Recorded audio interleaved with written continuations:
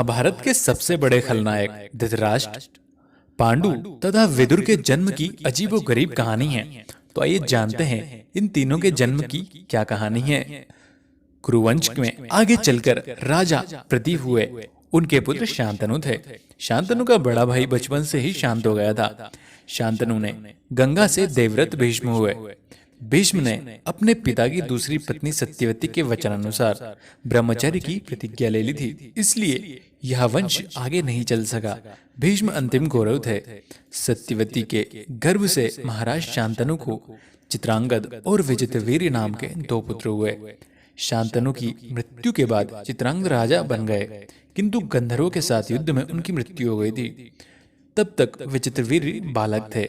फिर भी भीष्म विचित्रवीर्य को सिंहासन पर बैठाकर खुद राजकार्य देखने लगे। विचित्रवीर्य के युवा होने पर भीष्म ने बलपूर्वक काशीराज की 3 पुत्रियों का हरण कर लिया और वे विवाह के लिए विचित्रवीर्य से उनको ले आए, क्योंकि भीष्म चाहते थे कि किसी भी तरह अपने पिता शांतनु का कुल आगे बढ़े, इसलिए उन्होंने ये सब करवाया। लेकिन बाद में बड़ी राजकुमारी अंबा को छोड़ दिया गया, क्योंकि वह शल्वराज को चाहती थी। अन्य दोनों अंबालिका और अंबिका, उनका विवाह विचित्रवीर्य के साथ कर दिया गया। लेकिन अंबा और अंबालिका दोनों को संतानें नहीं हो रही थी और कुछ ही दिनों बाद विचित्रवीर्य भी चल बसा। एक बार फिर गद्दी खाली हो गई। सत्यवती शांतनु का वंश तो डूब ही गया। गंगा शांतनु को वंश ब्रह्मचारी की प्रतिज्ञा ले ली थी। अब हस्तिनापुर की राजगद्दी फिर से खाली हो गई। ऐसे में किसी को कुछ भी नहीं सूझता है। फिर सत्यवती भीष्म से अनुमति लेकर अपने पराशर ऋषि से उत्पन्न पुत्र वेदव्यास द्वारा अंबिका और अंबालिका के गर्भ में यथाकथ धृतराष्ट्र, पांडु नाम के पुत्रों का उत्पन्न करवाती है। जी हाँ, इन सबको योगमाया के द्वारा ऋषि ने उत्पन्न करवाया था। शांतनु से विवाह करने के बाद सत्यवती ने अपनी कुंवारी अवस्था में ऋषि पराशर के साथ सहवास कर लिया था, जिससे उनको वेदव्यास नामक एक पुत्र हुआ था। वे अपनी इसी पुत्र से अंबिका और अंबालिका के साथ संयोग करने को कहती है। अंबिका से धृतराष्ट्र और अंबालिका से पांडु का जन्म होता है, जबकि एक दासी से विदुर का जन्म होता है। इस तरह देखा जाए तो पराशर मुनि का वंश चल जाता है।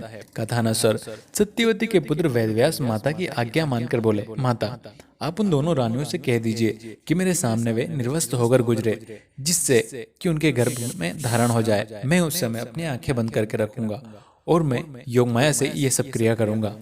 सबसे पहले बड़ी रानी अंबिका और फिर छोटी रानी अंबालिका गई, पर अंबिका ने उससे तेज से डरकर अपने नेत्र बंद कर लिए थे, इसलिए अंबालिका को वेदव्यास के द्वारा धृतराष्ट्र अंधे पैदा हुए और दूसरी रानी भी डर गई थी, जिससे वह पीली पड़ गए थे और उस तरह से रोगी पांडव पैदा हुए। वेदव्यास लौटकर माता से बोले, माता अंबिका अंबिकाली को तेजस्वी पुत्र होंगे, किंतु नेत्र बंद करने के दोष से उसके कारण वह अंधा होगा और जबकि अंबालिका के गर्भ में पांडु रोग से ग्रसित पैदा होगा। यह जानकर के माता सत्यवती ने बड़ी रानी अंबिका के पुनः वेदव्यास के पास जाने को कहा और इस बार कहा कि तुम, लेकिन उसे कुछ सूझा नहीं और उसने अपनी जगह अपनी दासी को भेज दिया, जिससे विदुर का जन्म हुआ।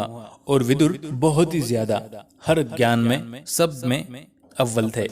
उसके बाद राजशास्त्र में अंबा को ग्रहण नहीं किया गया, अतः वह हस्तिनापुर लौटकर आ गई और फिर भीष्म से बोली, हे आर्य, आप मुझे घर कर लाए हैं, आप मुझसे विवाह करें। किंतु भीष्म ने अपनी प्रतिज्ञा के कारण उसको अनुरोध कर दिया और उसको मना कर दिया। अंबा दुखी होकर परशुराम के पास चली गई और इस तरह उसकी बात किसी ने ना मानी और फिर वो भगवान के पास गई। भगवान शिव ने उसको एक वरदान दिया, जिससे उसने अगला जन्म लेकर शिखंडी के रूप में भीष्म के मृत्यु का वजह बनी।